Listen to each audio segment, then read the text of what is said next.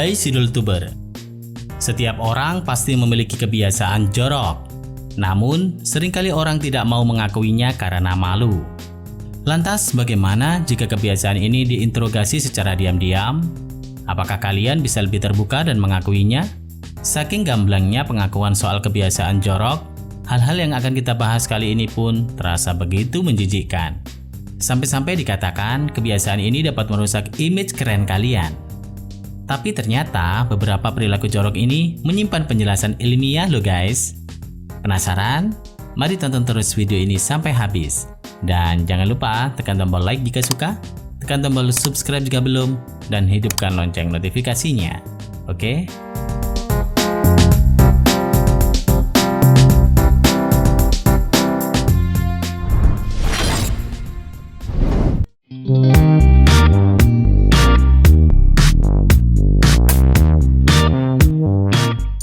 Menggigit kuku. Setiap orang pasti kebanyakan akan menganggap kebiasaan menggigit kuku adalah hal yang jorok dan tak pantas dilakukan. Tak heran karena kebiasaan ini punya banyak efek buruk untuk kesehatan tubuh.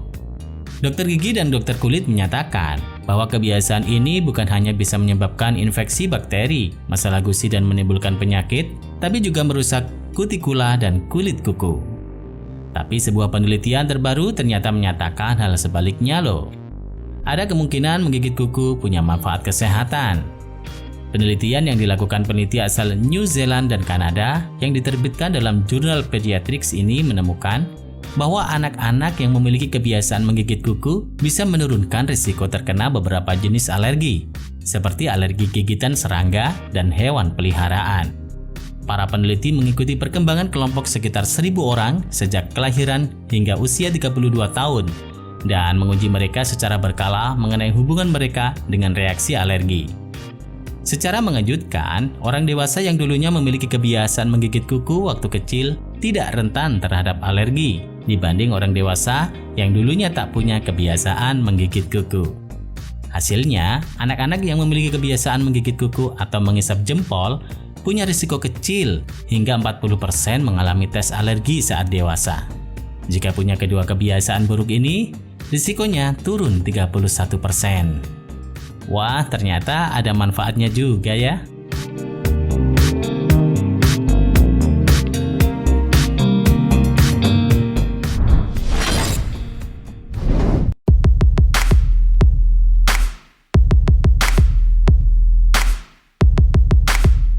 Makan upil sendiri. Ayo, pernahkah kalian waktu kecil makan upil sendiri? Mengonsumsi kotoran hidung atau upil adalah hal yang menjijikkan. Namun bagaimana jika upil yang menyangkut di bulu-bulu halus hidung tersebut menyimpan manfaat bagi tubuh? Mungkin terdengar mustahil. Tapi dengarkan penjelasan ini terlebih dulu. Upil terbentuk karena adanya lendir atau mukus yang keluar sebagai bentuk perlindungan terhadap benda asing yang masuk dari luar. Lendir tersebut bekerja menangkap benda asing yang tidak diinginkan. Oleh karenanya, terbentuklah upil yang dihasilkan dari lendir yang telah mengering. Manusia akan menghasilkan upil apabila lingkungan sekitarnya kotor dan penuh dengan debu. Nah, menurut penelitian, upil mengandung lendir saliva yang membentuk ketahanan pada gigi dari bakteri yang menyebabkan gigi berlubang. Lendir saliva ini juga sangat efektif digunakan. Hal ini membuat para peneliti mencari cara untuk membuat lendir sintetis yang dapat dibuat menjadi permen karet atau pasta gigi untuk memberikan manfaat yang sama. Ayo, sudah ada yang ngaku? Kalau dulu waktu kecil suka makan upil?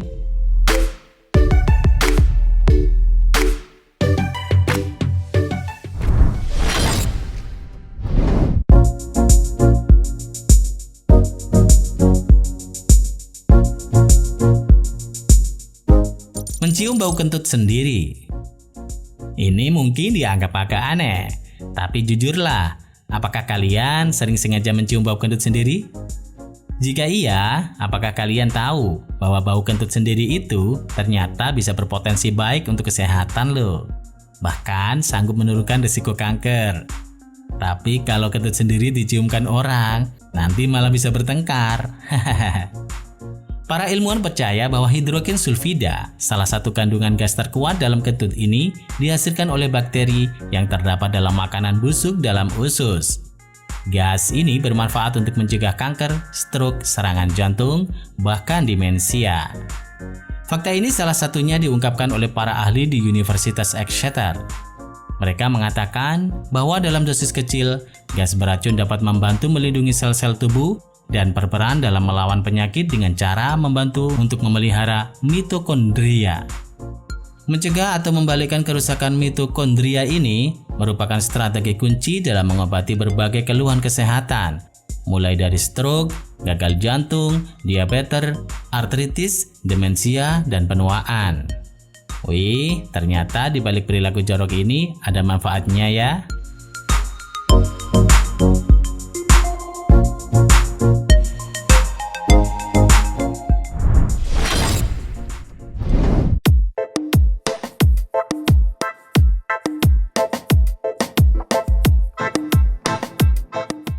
Mengunyah permen karet.